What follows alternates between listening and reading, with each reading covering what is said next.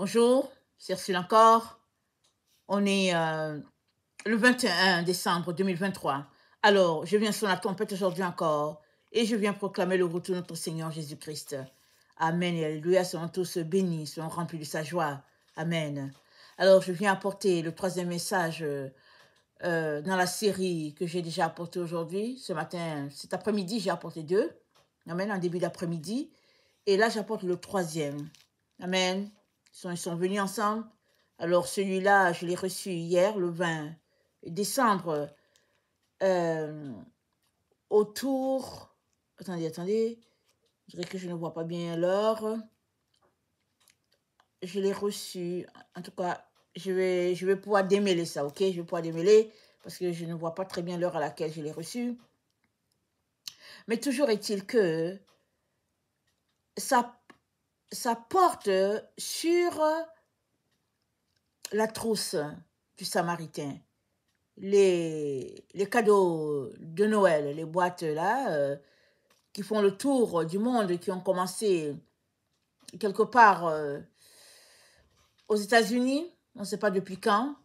Et puis là, ça a atteint plusieurs pays qui s'associent à cette machine-là dans le but, disent-ils, d'aimer les enfants du monde et puis de leur démontrer de l'amour. Alors, c'est encouragé de mettre des paquets dans les boîtes, souvent des brosses à dents, des choses qui ne peuvent pas se détruire, et d'y joindre, je pense, $5 pour faire acheminer le paquet. Et puis, un pays est désigné, et puis bon, voilà, quelque chose offert aux enfants, ils viennent, ils s'asseyent. Et puis, il y a une petite leçon qui est faite sur l'enfant Jésus. Et après, on leur donne les cadeaux, et puis, ben voilà, ils s'en vont. Et donc, c'est ça que le Seigneur vient, au fait, ouvrir aujourd'hui, comme on le dit. Alors, il dit, moi, l'Éternel, je viens ouvrir leur trésor pour que toute la terre voie et sache ce qui se passe. Amen. Donc, l'Éternel vient ouvrir les trésors des nations, les trésors dans la maison de ses enfants. Et c'est une grosse entreprise, hein, très, très lucrative. Ça a l'air de rien, mais c'est une grosse machine. Ça a l'air que c'est pour aider les enfants dans le besoin, mais une chose est sûre et certaine, que un petit cadeau de quelques 5 à 10 minutes, alors l'enfant va regarder le cadeau pendant peut-être 2 heures, 1 heure, 30 minutes peut-être, et après, il va déposer le cadeau, il va le jeter même. Parce que dans ces endroits de la terre, les enfants, ce qu'ils ont besoin, c'est de la nourriture. C'est d'avoir un toit où dormir. C'est d'avoir des chaussures pour porter. Et souvent, c'est d'avoir un vêtement décent pour mettre sur soi. Parce que quand on les voit, soit ils mangent dans les poubelles, soit tout est déchiré sur eux. Mais le plus beau cadeau que ces enfants peuvent avoir, c'est Jésus-Christ en eux. C'est vrai. En partant, il était question que pour avoir accès à ces gens, il faudrait leur offrir quelque chose et inviter tout le village. Ainsi, Jésus-Christ leur serait présenté et on leur donnerait des cadeaux. On donnerait des cadeaux aux enfants. Au départ, c'est quelque chose qui a l'air vraiment intéressant, agréable, rempli d'amour, n'est-ce pas? Alors quand on voit ça, on se dit, ah mais oui, oh c'est merveilleux. Et puis, petit à petit, les gens se sont associés à ça et puis et c'est devenu quelque chose de très très gros. À l'approche de Noël, alors le mot passe dans les églises et il y a quelqu'un qui prend les cadeaux, et puis il faut que ça arrive à une certaine date, et puis voilà. Tout est organisé de manière à ce que rien ne manque, c'est-à-dire tout est beau. Ça, c'est la façade. Mais si on plonge le regard dans l'évangile de Jésus, montrer à quiconque veut le savoir, ou bien pointer l'endroit où, avant d'apporter Dieu à quelqu'un, à un groupe donné, Jésus-Christ a introduit les affaires de cadeaux. Montrer ça juste dans les Écritures. Il n'a jamais été question de ça.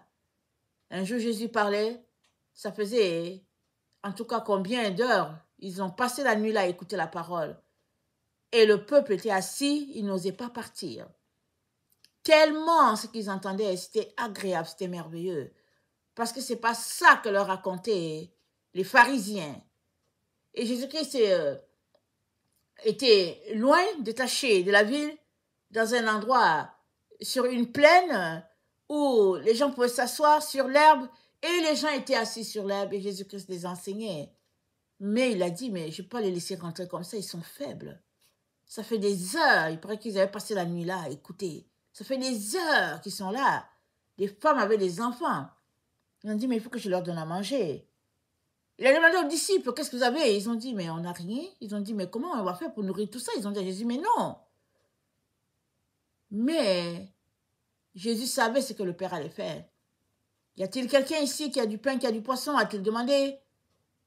Et il y avait un petit enfant qui était là, qui avait, je pense, 5 morceaux de pain et puis 2 poissons, ou bien en tout cas j'ai inversé peut-être. Et le Père a multiplié. Alléluia. Jésus a prié, le Père a multiplié, et il est retiré de cela des paniers de poissons et de paniers de pain encore, parce que les gens avaient mangé à satiété. Et l'histoire nous dit, la parole nous dit qu'ils sont revenus le lendemain, et Jésus-Christ leur a dit, mais écoutez, vous me cherchez, vous me cherchez non pas pour la parole de Dieu, mais parce que vous avez mangé, vous voulez encore manger la nourriture.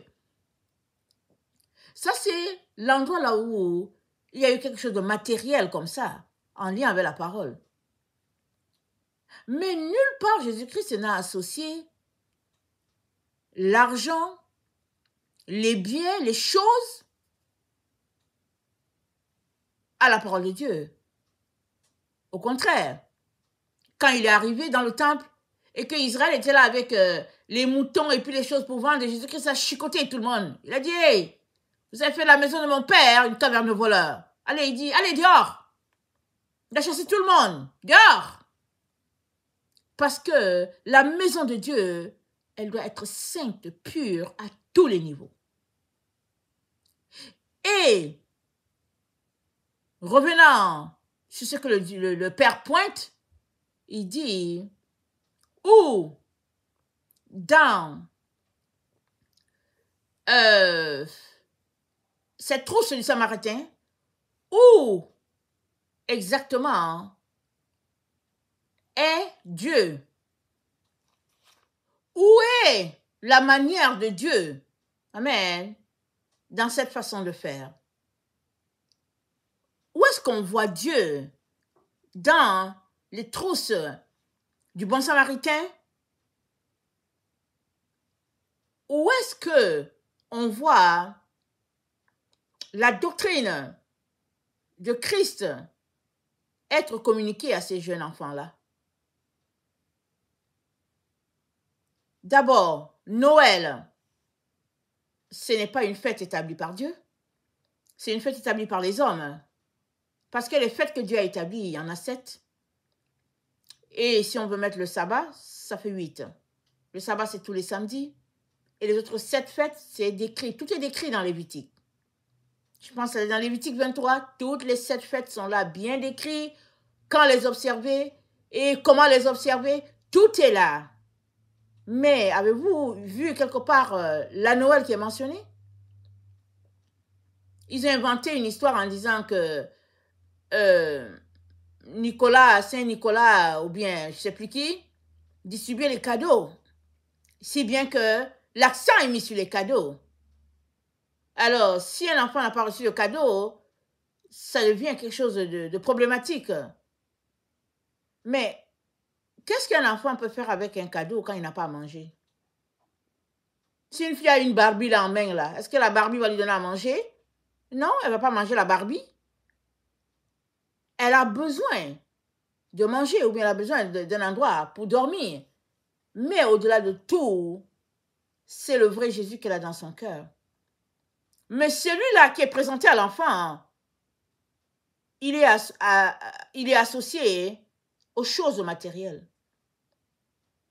C'est la colonisation, c'est le transport de la culture babylonienne dans les coins les plus reculés de la terre. Une façon de répandre l'évangile de prospérité. Une façon d'associer à l'enfant que Noël, il faut observer parce que à Noël, il y a les cadeaux qui arrivent.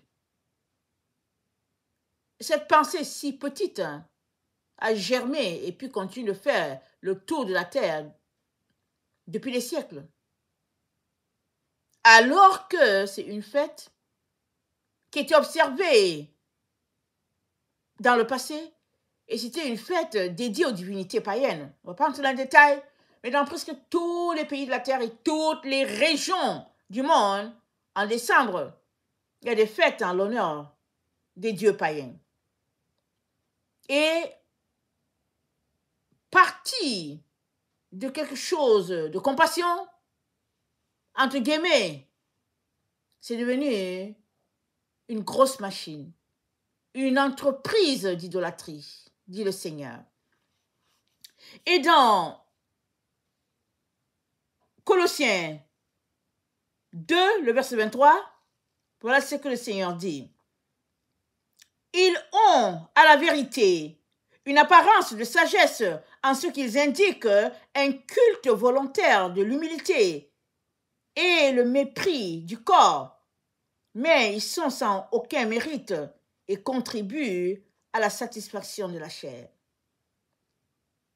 Le Seigneur dit, c'est la satisfaction de la chair. Ici, c'est une situation similaire où quelque chose est lié à l'alimentation. Mais dans le cas de la trousse du Samaritain,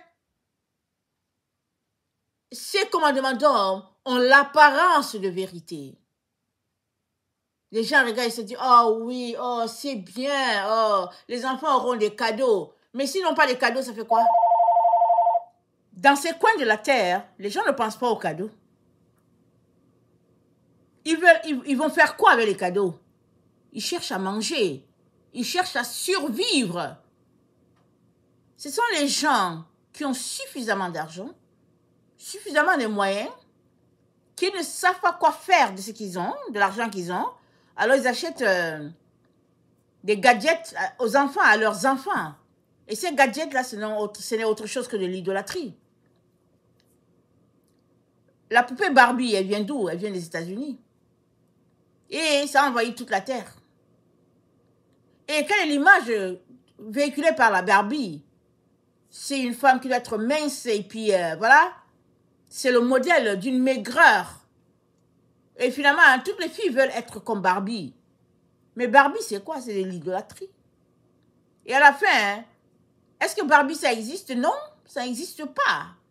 Dans le vrai, tu vas pas avoir une personne là qui s'appelle Barbie. Mais c'est parti d'une femme qui a conçu ça, ou bien d'un homme, je ne sais plus, une femme, je pense une femme qui a conçu ça depuis, je ne sais pas à quel siècle, elle l'a conçu, et puis ça a envahi le marché. Et finalement, quand on s'arrête, c'est le transport d'une culture à une autre. Et finalement, ça vient s'installer dans l'esprit des jeunes filles. Et il y en a qui deviennent malades parce que on les trouve en chair. Et ça devient un rejet parce que la personne a de l'embonpoint. Et mais c'est parti d'où? C'est parti d'un modèle qui s'est installé dans l'esprit. Et finalement, ça a fait le tour et c'est venu troubler l'esprit de plusieurs filles. Et si bien que la culture de Babylone a été transposée d'un lieu à l'autre, et puis c'est comme ça que ça a envahi toute la terre. Et c'est le même principe qui est en train de se passer ici, avec la trousse du bon samaritain.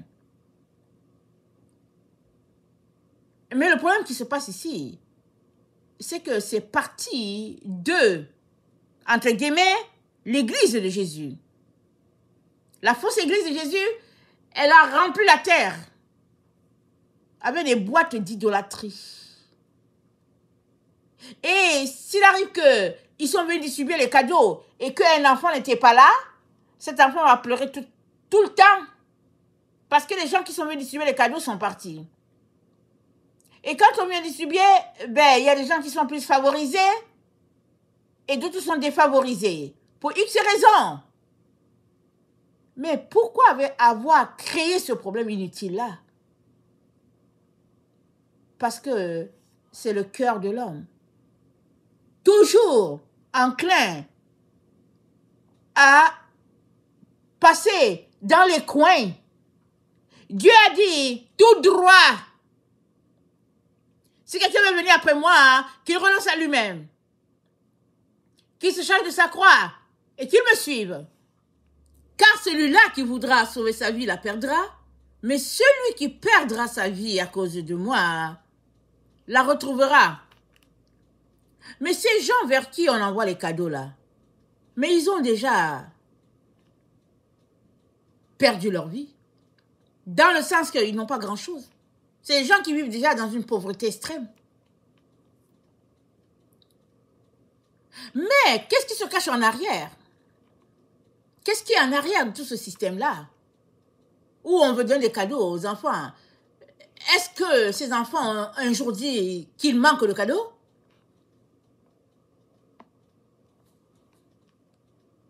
A-t-on jamais connu les besoins de ces gens-là? En tout cas, une chose est sûre, ce n'est pas des cadeaux en caoutchouc modifié ou bien des marionnettes en tissu que ces enfants ont besoin. Ils n'ont pas besoin de tout ça. Ils ont besoin de voir le véritable évangile en action et tout le monde va donner sa vie à Jésus. C'est tout. Les aimer, ce n'est pas les donner des cadeaux, c'est pas les convertir à la vie de Babylone, la vie de l'Occident. Mais les aimer, c'est leur montrer la vérité. C'est leur prêcher la parole qui va leur donner la vie. Et c'est leur révéler le vrai Jésus. Combien d'enfants subissent des choses terribles dans ce type de réunion-là? Combien? Il y a que le cœur de l'être humain est perverti. Il est tellement perverti que de quelque chose qui, dit-on, est bien, il y a beaucoup de ténèbres en dessous qui se cachent. Et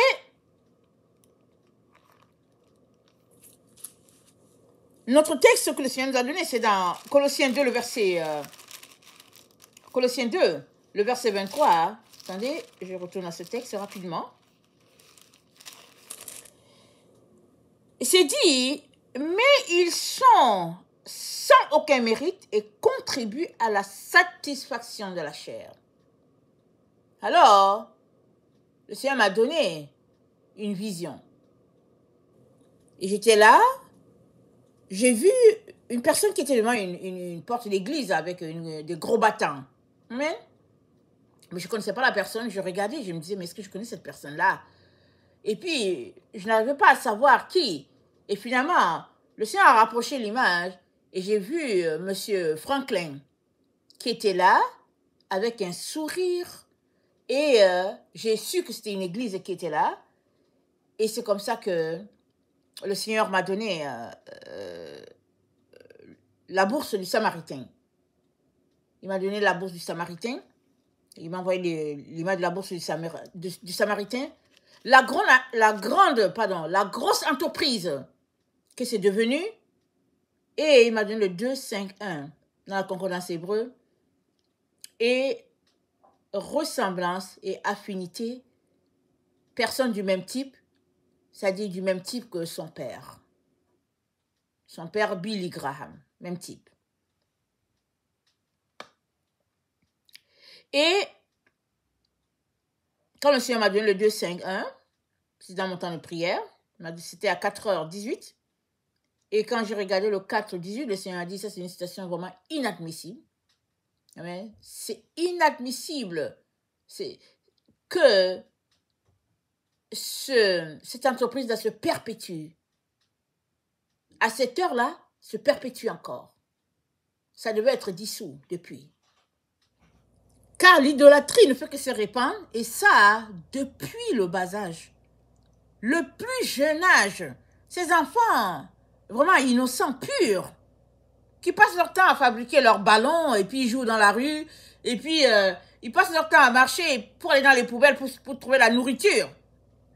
Et on vient leur donner des jouets en main, un peu pour déranger leur quiétude. Et puis ces jouets, ces cadeaux, ne sont autres que des cadeaux empoisonnés. Parce que c'est pour créer en eux un besoin. Écoutez, le besoin est créé. Dans la société dans laquelle on vit, le besoin est créé. Et regardez comment les gens vivaient avant. Tu as juste ce qui est nécessaire, c'est tout. Et les gens peuvent avoir un vêtement, et puis ça fait 10 ans qu'ils portent le même vêtement, et puis ben, il n'y a pas de problème. Mais dans une société de consommation, il faut aller acheter des vêtements, et après 3 mois, il faut les déposer quelque part, il faut retourner acheter des vêtements, et puis on s'arrête, on se dit, mais pourquoi? On dit, mais c'est ça, il faut changer. C'est ça la société de consommation, il faut changer. Et c'est ça qu'ils veulent inculquer dans l'esprit de ces enfants-là, qui n'ont pas de problème. Eux, ils sont joyeux, ils sont heureux. Dans leur esprit, dans leur âme, ils ont besoin de Jésus, le vrai. Ce n'est pas des jouets qu'ils ont besoin. Ou bien des pâtes dentifrice. Mais après, là, quand la pâte dentifrice va partir, après un mois, qu'est-ce qu'ils vont faire? Ils vont maintenant envoyer un mot pour dire notre pâte dentifrice est finie. Parce que c'est créer des besoins dans leur vie qui ne servent à rien.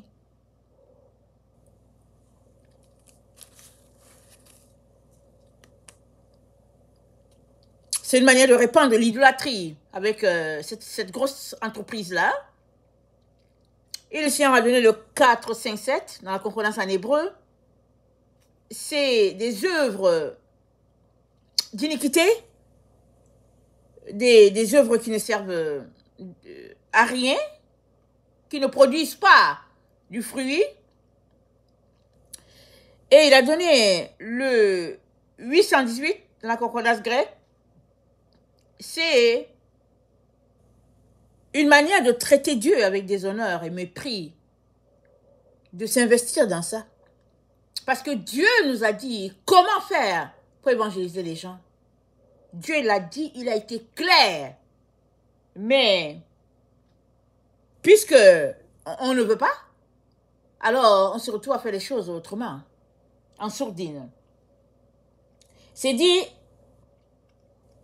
dans Colossiens 1, le verset 21, « Et vous qui étiez autrefois étrangers, ennemis par vos pensées et par vos mauvaises œuvres, il vous a maintenant réconciliés par sa mort dans le corps de sa chair. Nous avons été réconciliés par la mort de Christ. C'est la mort de Christ qui a réconcilié tous les êtres humains sur la terre. Donc, quiconque veut être sauvé, qui regarde à la croix, et il accepte Jésus-Christ qui est mort pour lui, il lui donne sa vie, il devient enfant de Dieu et il y a ce lien-là qui nous unit. Amen. Mais ce n'est pas les boîtes d'enfants à Noël là qui vont réconcilier les gens. Mais il y en a qui croient à cela, donc ils se tiennent entre eux par les gens qui participent à la bourse du bon samaritain. Donc, ils sont participants de cette entreprise-là et ils font tout pour réconcilier les différents enfants de la terre par une boîte de cadeaux. Quand les troubles seront intenses sur la terre, qu'est-ce qu'ils vont faire? Si les enfants ne reçoivent pas les cadeaux, ils vont faire quoi?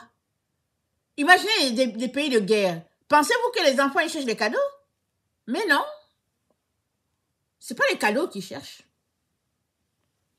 Dans une situation de guerre, dans une situation de trouble, une situation de tremblement de terre, la personne qui est là se demande, mais est-ce que je vais survivre? Et ce qu'elle a besoin, c'est que quelqu'un soit quelque part en train de prier. C'est ça que Dieu demande. Dieu nous intéresse à prier. À se joindre à l'équipe qui prie. J'ai déjà suggéré plusieurs fois aux gens, prenez le rosaire, priez, faites partie de l'équipe. Et si vous ne voulez pas prier avec le rosaire, mais prenez le temps, priez. Pour les gens qui sont dans les pays de guerre et puis dans les situations difficiles, priez, donnez, ne serait-ce qu'une heure par jour. Arrêtez-vous et puis priez. Mais c'est si facile de marcher au centre commercial, de prendre 20, 40 $, 40 €, acheter quelque chose, mettre dans la boîte et d'avoir une conscience tranquille d'avoir fait quelque chose de bien pour un enfant.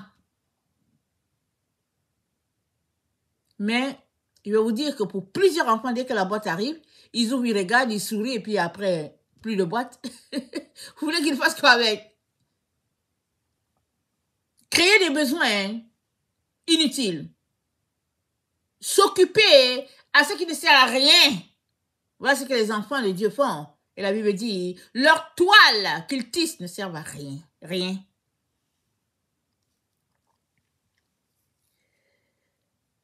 Alors, de Jésus-Christ qui est mort pour amener à lui l'humanité, pour faire des brebis, les hommes ont décidé de faire des boucs dans la maison de Dieu. 122 dans la concordance grecque. Alors, ils sont en train de former des boucs un peu partout. Et c'est de l'insubordination vis-à-vis de Dieu. Vis-à-vis de ce que Dieu a dit. Parce que Dieu a dit, voilà comment vous devez évangéliser, mais d'une manière géniale, entre guillemets, avec astuce. Ils disent, voilà comment on va le faire. On va offrir des cadeaux aux enfants, et puis c'est comme, on va leur tendre un piège, et puis ben voilà, ils vont venir. Mais Dieu n'a pas besoin de tendre un piège à quelqu'un pour que la personne lui donne sa vie. Oh non, pas du tout. Le Dieu que nous servons, c'est un Dieu de droiture, un Dieu de vérité. Il n'a pas besoin de passer par 1000 chemins, te flatter pour dire, ok, non mais viens et après. Non, non, non, non, non. Et au nom de Jésus, la vie de plusieurs enfants sont détruits. Au nom de Jésus. Une situation comme on attire l'enfant, on lui donne du bonbon, l'enfant fait encore le bonbon, il prend le bonbon, mais en prenant le bonbon, la personne qui lui donne le bonbon, on prend tout son bras. Et après, il prend toute sa personne. Donc voilà comment la terre est pervertie. Le 813 dans la concordance grecque, tout ce système-là, c'est une manière de dévier de ce que Dieu a prescrit. Amen. Dans 2 Thessaloniciens 3, le verset 6, 2 Thessaloniciens 3, attendez, on dirait que j'ai... 2 Thessaloniciens 3, voilà. 2 Thessaloniciens 3, le verset 6, ça dit, nous vous recommandons, frères, au nom de notre Seigneur Jésus-Christ, de vous éloigner de tout frère qui vit dans le désordre et non selon les instructions que vous avez reçues de nous. C'est clair.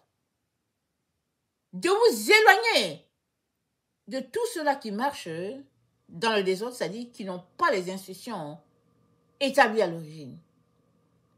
Mais dans le temps dans lequel l'humanité est, ils vont se dire, oh non, mais ça c'est notre manière d'évangéliser. Eux, voilà leur manière d'évangéliser. Et puis chacun essaie de trouver sa manière d'évangéliser. Mais non. Il y a un seul Dieu, un seul Seigneur, une seule doctrine, une façon de faire, un seul Saint-Esprit. Voilà, une église. Voilà l'unité dans la maison de Dieu.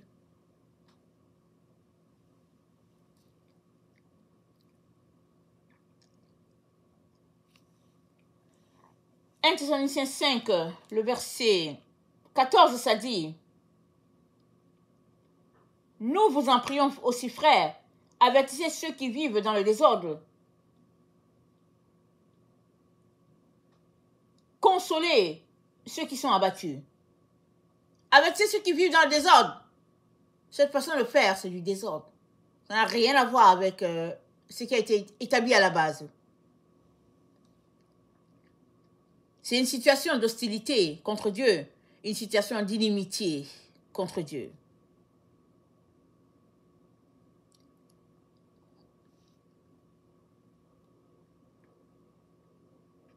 C'est une situation où plusieurs oiseaux de proie se retrouvent dans l'église de Jésus et finalement, ils viennent juste pour épier et puis pour détruire ce qui est encore de bien dans l'enfant de Dieu.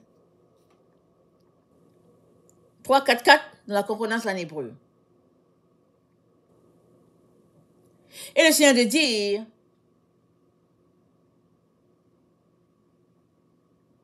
il est Dieu pour les enfants de Billy Graham. Il est Père. Dieu veut les sauver, y compris Franklin Graham, qui est en train de suivre les traces de son père. Là où le Seigneur me l'a montré, il est sur le point d'être couronné, c'est-à-dire d'avoir un poste de la classe de son père. Il y a ces postes-là où quand tu es là, tu es la personne attitrée. C'est ça que le Seigneur m'a montré. Concernant M. Franklin. Et le Seigneur donne Romains 12, le verset 2, et Tite 3, le verset 5. Il dit, M. Franklin a besoin d'un changement de mentalité. Son intelligence a besoin d'être renouvelée aux choses de Dieu. Parce qu'il est dans un engrenage d'une machine dans laquelle il a été placé. Et au départ, c'est comme, prends ça, assure vraiment le fonctionnement de toute cette grosse machine. Et maintenant, les gens sont sur le point de le couronner. Pour dire, tu as bien fait ça, on va confier ça à quelqu'un d'autre. Et ce sera toujours dans la famille, Graham. C'est comme la part du gâteau qui va leur revenir. Et puis ils seront toujours là, dans cette roue-là. Et le Seigneur dit, ce sont mes enfants. Je les ai envoyés sur la terre pour faire mon œuvre. Rappelez-vous la vision que le Seigneur m'a donnée, ou bien un rêve, je ne me rappelle plus, c'est le rêve ou la vision de deux filles, où l'une portait sa sœur qui n'avait même pas encore 1 an, avait une perruque sur la tête, la perruque était tellement grosse, mais la société voulait que la fille porte une perruque, et sa sœur la portait, et donc, elles étaient déjà formatées à représenter ce que la société attendait d'eux. Oh, Dieu dit, moi j'ai appelé mes 2 filles, là, je les ai appelées à mon œuvre. Je les ai appelées à mon œuvre. Mais, sous la bénédiction des parents, ils étaient là en train de partir tranquilles, dans les voies de Babylone. Sans le réaliser, pures, innocentes, elles étaient dans leur couche, mais la société avait déjà tracé leur vie.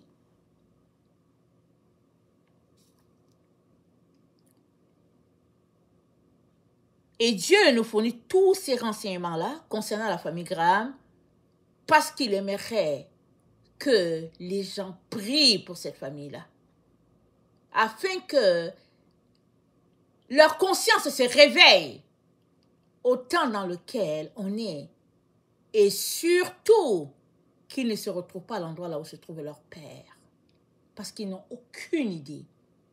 Ils sont dans leur monde, que quand leur père, Jésus va venir, quand leur père mourra, Jésus va revenir, et puis leur père, c'est comme un héros, et puis ben voilà quelqu'un qui est un enfant de Dieu rempli de lumière. Ils sont dans leur monde imaginaire.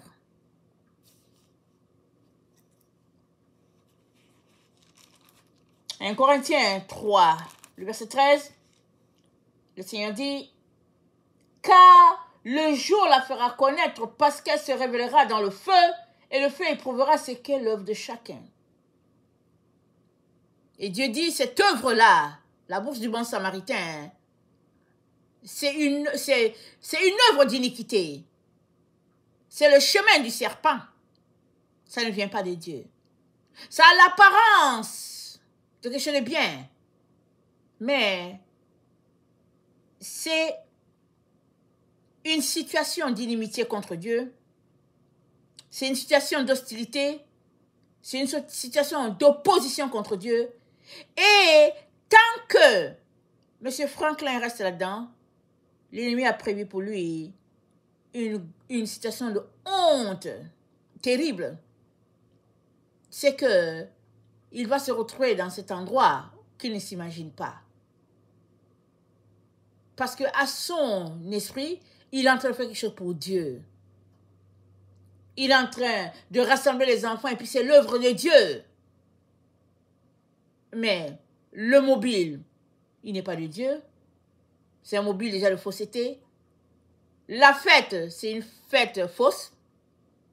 C'est une fête idolâtre qui a été placée.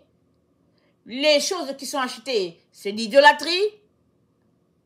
Et combien de personnes se renflouent les poches avec cette entreprise-là qui a l'air d'être pour projet missionnaire? Combien de personnes se renflouent les poches? Il faut aller regarder, il faut aller chercher. Les non-dits, voilà pourquoi Dieu dit, j'ouvre le trésor, afin que toute la terre voie ce qui se passe.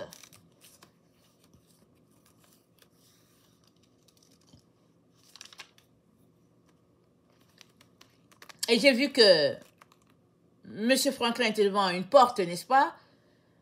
Et les gens le saluaient, il avait large sourire, parce qu'on le mettait en charge de ce dossier par rapport au milieu UP, dont on le mettait en charge là, comme une autorité spirituelle, et il entrait dans la citadelle. C'était le 759 dans la concordance en hébreu. Alors, c'est prévu. La route a été tracée pour M. Franklin d'entrer dans la citadelle. Et le Seigneur dit, déception, bassesse, ténèbres, fausseté, fourberie. Et le Seigneur dit, qui va aider ces enfants-là à réaliser la profondeur des ténèbres dans lesquelles ils sont? Qui? Voilà pourquoi lui, l'Éternel, il s'est levé. Parce que ce sont ses enfants. Il n'y a personne qui va s'arrêter pour écouter. Ne serait-ce que Dieu, puisqu'ils ont été... Il n'y a personne d'entre eux, pardon, qui vont s'arrêter pour écouter Dieu, puisqu'ils ont été formatés à une façon de faire, à une façon de penser. Et surtout, ils sont là en train de penser que ce qu'ils font, ça vient de Dieu.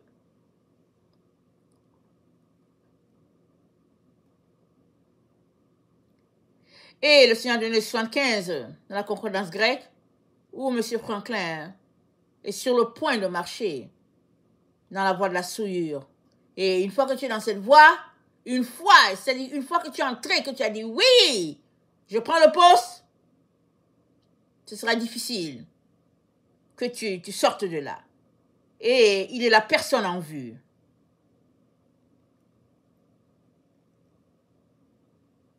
Et le Seigneur dit, il donne le 8, 5, 7, il est disposé déjà à aller dans ce sens. Parce que c'est un couronnement pour lui. C'est une position vraiment des plus élevées dans ce domaine spirituel-là. Et c'est comme, c'est toi qu'on a vu, on te voit à ce poste, comment oses-tu refuser? Comment? Alors, les spots sont sur lui pour qu'il prenne ce dossier-là, qu'il soit, entre guillemets, comme le remplaçant de son père, parce que pendant longtemps, son père a occupé ce poste-là. Et Dieu dit, il est sur le point de se compromettre, pas à peu près à des niveaux vraiment très bas. Parce que il y a des postes où tu es là-dedans et puis bon, on te laisse. Mais il y a d'autres endroits que pour arriver, il faudrait que tu t'identifies aux gens. Que tu fasses ce qu'ils ont fait pour avoir ce poste-là. On te fait miroiter la gloire, dans quoi tu vas rouler, les limousines, et puis quand le président va se déplacer, tu seras à côté. On te fait miroiter tout cela. Tu vois ça et tu te dis, mais est-ce que je vais laisser ça? Est-ce que je vais laisser ça? Et le Seigneur aimerait que M. Franklin Graham ne s'embarque pas dedans. Et le Seigneur a donné le Saint 3, 3, 9. Dieu lui demande de s'abstenir, de s'associer à ces gens-là. Il lui demande de s'abstenir. Mieux encore, il lui demande de quitter toute cette fortune-là. Lui, ses sœurs, ses frères, il leur demande de tourner le dos à tout ce qui leur a été légué par rapport au nom qu'ils portent. Voilà pourquoi, dans toute la lourdeur de ce dossier, dans toute l'humiliation que cela représente, le Seigneur leur dit, c'est de ramasser leurs jambes à leur cou et de fuir, parce que leur père est en enfer. Il est en enfer, en pleine souffrance. Et alors que je cherchais la face de Dieu pour dire, Seigneur, mais est-ce que ce message c'est pour maintenant? Est-ce que c'est pour 2024? Je cherchais la face de Dieu. Et comme je vous ai expliqué, je n'avais pas de réponse. Et je priais. Mais avant que le Seigneur ne me donne la réponse du 21-21, c'est-à-dire il m'a donné un chiffre là, 21-21, dans la concordance grecque, si j'ai bonne mémoire. Avant qu'il me donne ce titre-là, le Seigneur m'a amené mon esprit dans les profondeurs, amen, dans un souterrain. Il a amené mon esprit là-bas. Et pendant que je suis en train de regarder, je vous dis, j'entendais les verrous qui se fermaient. Ça se fermait avec force, les verrous de prison. Ça se fermait. J'ai entendu, je ne sais pas si c'est 3 ou 4, ça se fermait. C'est comme, il n'y a pas d'espoir de sortir de cette situation. De là, une fois que tu embarques là-bas, il n'y a pas d'espoir de sortir de là. Et le Seigneur a amené mon esprit à cet endroit. Et pendant que j'étais en train de regarder ce qui se passait dans mon esprit, je savais qu'il s'agissait des enfants graves et je savais aussi que ici, là, c'était l'enfer. Je savais que c'était ici, là, c'était l'enfer. C'est-à-dire que Dieu est en train de dire, il faut que tu libères la parole parce que voilà la prison dans laquelle ils vont se retrouver. Et voilà la prison dans laquelle leur âme est. Il n'y a pas plus prison que celui qui est dans le mensonge qui ne sait pas. Il n'y a pas plus prison que cela. La Bible dit, vous connaîtrez la vérité et la vérité vous rendra libre. Les enfants grands ne connaissent pas la vérité sur leur père et encore moins la terre entière. L'association des chrétiens, ils ne savent pas. Ils ne savent pas, ils se disent que ouais, voilà un grand homme de Dieu, c'est l'évangéliste. Et puis bon, il est mort, voilà ce qui se passe. Et puis ils ont passé le temps à parler de tous les bienfaits, de son implication dans la vie des gens, de ses campagnes. Et puis, comme ils font pour tout un chacun. Et le Seigneur a décidé qu'en cette fin de 2023, il aimerait dire à toute la terre où se trouve M. Billy Graham. Parce que plusieurs qui sont dans la même situation vont réaliser qu'ils vont finir là-bas. Et le Seigneur dit à tous ceux-là qui courent après les biens de ce monde, à tous ceux-là qui ont des trésors là, cachés, qui ont des comptes et tout ça, le Seigneur dit, vous allez finir là-bas. Il dit, vous allez finir là-bas. Votre course, dès que vos yeux se ferment ici, vous allez finir de l'autre côté. Parce que vous avez marché selon la fausseté. L'évangile de la fausse église, de la fausse église créée sur la terre, qui s'oppose à ce que Dieu a dit et qui continue de se rependre alors que Dieu dit de se repentir parce que c'est le temps de la fin. Alors, ça c'est le message, le troisième que le Seigneur m'a donné. Et il m'a donné de la porter sous forme d'enseignement en glissant les différents éléments qu'il m'a donnés, mais surtout à intéresser tout un chacun à cette idolâtrie-là, subtile, à laquelle plusieurs personnes participent sur toute la terre. C'est parti des États-Unis, c'est répandu partout, et puis plusieurs se sentent mal dans les églises quand ils ne font pas, ils se sentent mal de n'avoir pas fait. Et puis bon, il y a la condamnation, les autres disent, ah mais elle n'a même pas fait les cadeaux de Noël, et puis ben voilà, toutes sortes d'histoires. Parce qu'il faut que tu participes à l'idolâtrie. Il faut que tu fasses membre de l'idolâtrie. Il faut que tu envoies tes $5 et puis tout ça. Le Seigneur dit, à moins que vous repentiez, vous n'allez pas vous retrouver à l'endroit où lui, il se trouve, lui, Dieu. Vous n'allez pas goûter à son repos. Parce qu'il a dit une chose et les soi-disant chrétiens font autre chose. Toujours en train d'élever ce que Dieu n'a pas dit et en train de présenter cela comme la voie. Alors que la voie de notre Seigneur Jésus, elle est simple et il ne demande rien. Il te demande juste de croire qu'il est mort pour toi et de marcher dans ce qu'il a acquis pour toi et tu auras la victoire. Parce que par sa mort, tu as la vie, tu es enregistré dans la maison du Père. Il te suffit juste de marcher, possédant ta victoire. Et c'est quoi? C'est de te dépouiller de tout ce que tu appelles toi. C'est de te dépouiller. Et c'est là justement que les gens ne veulent pas. Alors, ils s'associent à toute situation. Alors ça, c'est le message concernant la trousse du bon samaritain. Ça concerne M. Franklin Graham. Et comme le second message, c'est il y a un message où Dieu veut les sauver, veut les arracher à cet engrenage dans lequel ils se retrouvent.